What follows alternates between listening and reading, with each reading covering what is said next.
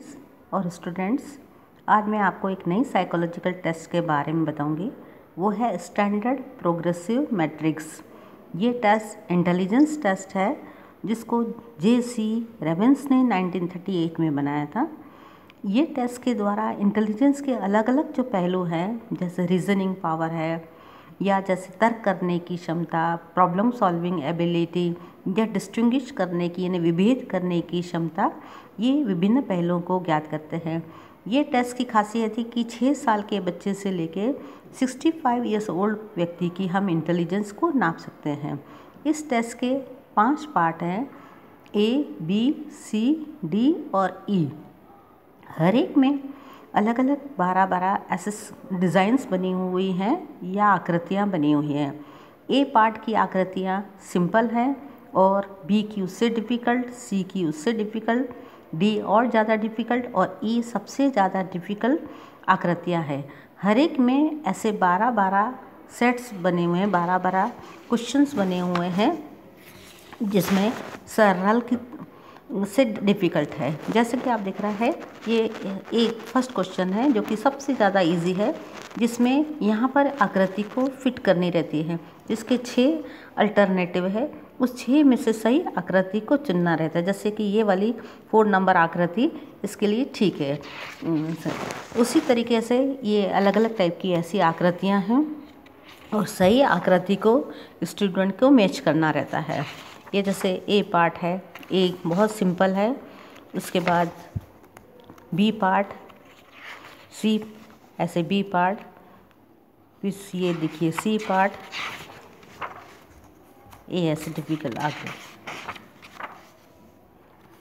ये 7, ये देखिए 8 और ये ऐसे 9, ये 10, 11, ये देखिए ऐसे अलग अलग टाइप के ये C सेट है। तो ये आकृति हर एक के ऐसे 6 अल्टरनेटिव है और सही आकृति को चुनना रहता है। अब उसके लिए कौन सा आंसर सही है, इसके लिए ये स्कोरिंग शीट देखी जाती है। ये स्कोरिंग नाम से इसमें ये देखिए A सेट के ऐसे 12 क्वेश्चन हैं, B सेट के 12 क्वेश्चन, C के ऐसे 12 और फिर D के 12 और E के 12। सही आंसर को सिलेक्ट किया जाता है। जैसे एक पहले का 4 नंबर, 2 के 5 है और हर एक सही आंसर के लिए उसको 1 मार्क्स दिए जाते हैं और 0 गलत आंसर के लिए 0 मार्क्स दिया जाता है। इस तरह से इसमें 60 क्वेश्चंस हैं, तो जो आंसर आएंगे मैक्सिमम 60 मार्क्स उसको मिलेंगे और उस आंसर्स को देखकर हम उसकी इंटेलिजेंस को नापते हैं। जैसे कि इसमें ये दिखा है, यहाँ पर एज ग्रुप दिया हुआ है, यहाँ पर उसके परसेंटाइल नाम दिए हैं। जैसे कोई स्टूडेंट है 14 साल का है, 52 मार्क्स मिले तो उसका लेवल जो है 95 परसेंटाइल है। या एक 17 ईयर्स का है स्टूडेंट, उसको 45 मार्क्स मिले तो यानी उसकी जो लेवल है 60 परसेंटाइल है। तो इस तरीके से मार्क्स इधर एज ग्रुप है, इधर परसेंटाइल है। जो स्कोर आया उससे हम उसका परसेंटाइल नाम्स नापते हैं और उसके बाद जो स्कोर्स उसको 5 कैटेगरी में बांटते हैं।